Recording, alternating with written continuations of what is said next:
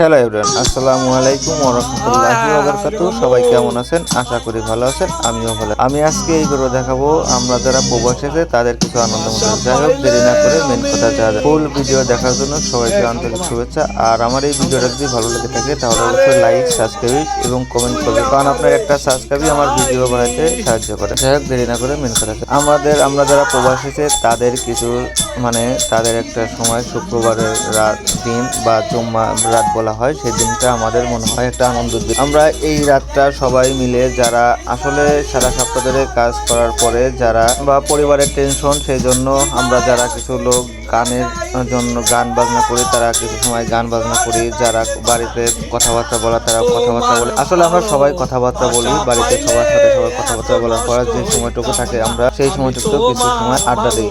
যাই হোক, আমরা যারা মনে করেন যে গান বাজনা করার ভালোবাসি তারা গান বাজনা করি, যারা মনে করেন খেলাধুলায় তারা খেলাধুলা করে। আরো কিছু লোক আসলে গান বাজনা বা খেলাধুলা কিছুই পছন্দ করে না, তারা সারাক্ষণ মোবাইল দেখে। আর আমার এই ভিডিওটা যদি ভালো লেগে থাকে তাহলে অবশ্যই লাইক, সাবস্ক্রাইব এবং কমেন্ট শেয়ার করবেন, কারণ আপনার একটা সাবস্ক্রাইবই আমার ভিডিও বানাতে আরো সাহায্য করে। আমার পাশে আমি এবং আমার কিছু বন্ধু বান্ধব মিলে সবাই মিলে কিছু গান বাজনা বা গান, আসলে গান করতে আমাদের কিছু সেরকম গানের যে মিউজিক করার যন্ত্রপাতি সেইগুলো নাই। আসলে আমাদের কাছে যা আছে সেইগুলো নিয়ে আমরা কিছু সময় গান। আর যারা খেলাধুলা করতে ভালোবাসে তারা কিছু সময় আসলে খেলাধুলা করে। হ্যাঁ, অনেক ধরনের খেলা আছে। কেউ মোবাইলে লুডো খেলে, কেউ হয়তো বা তাস খেলে।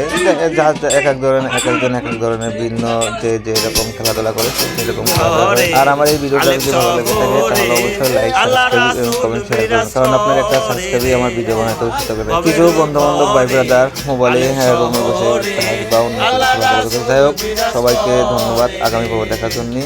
আমার যে টার্মবি ব্লগ সাবস্ক্রাইব করেন সবাইকে আন্তরিক শুভেচ্ছা জানিয়ে এই পর্ব এখানে শেষ করছি। আল্লাহ হাফেজ।